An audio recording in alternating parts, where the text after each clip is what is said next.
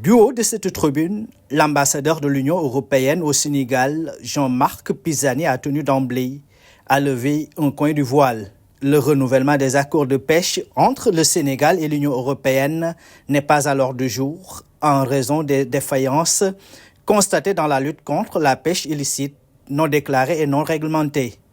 Ce qui signifie dans une certaine mesure qu'au soir du 17 novembre 2024, à 0 heure, que les bateaux de l'Union européenne cesseront leurs activités du moment dans la zone économique exclusive du Sénégal.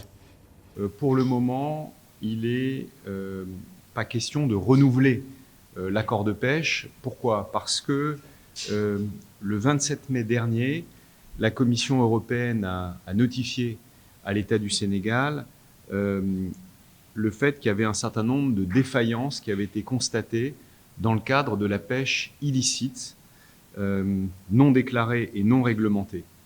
Et quand la Commission européenne notifie ce genre de décision, automatiquement, les accords de pêche ne sont pas renouvelés tant que la lutte contre la pêche illicite, INN, tant que des progrès n'ont pas été enregistrés dans la lutte contre la pêche illicite et non déclarée et non réglementée.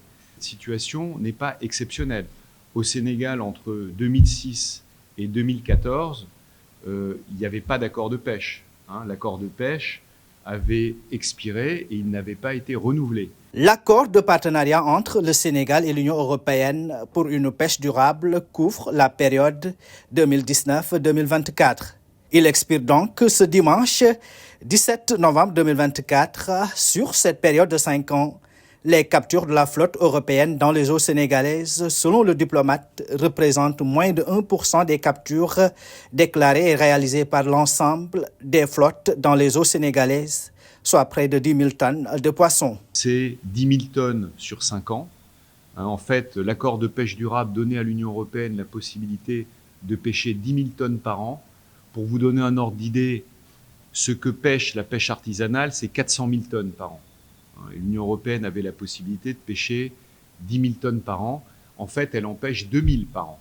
Donc au total, sur 5 ans, les bateaux de l'Union européenne auront pêché 10 000 tonnes. 2 000 tonnes x 5. Ces captures visant uniquement le thon et le merlu, réalisées dans les eaux sénégalaises au-delà de 10 000 nautiques des côtes, ont permis au Sénégal de gagner 10 milliards sur la période 2019-2024. Au total, cet accord de pêche a permis au Sénégal de gagner 10 milliards de francs CFA sur la période 2019-2024.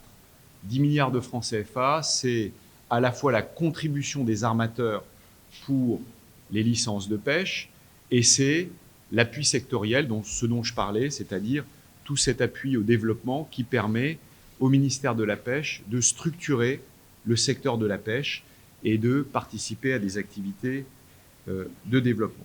Le partenariat entre le Sénégal et l'Union européenne dans le domaine de la pêche durable date du début des années 1980. Ces accords ont pour objectif de garantir l'exploitation durable des ressources halieutiques et l'approvisionnement en poissons de l'Union européenne.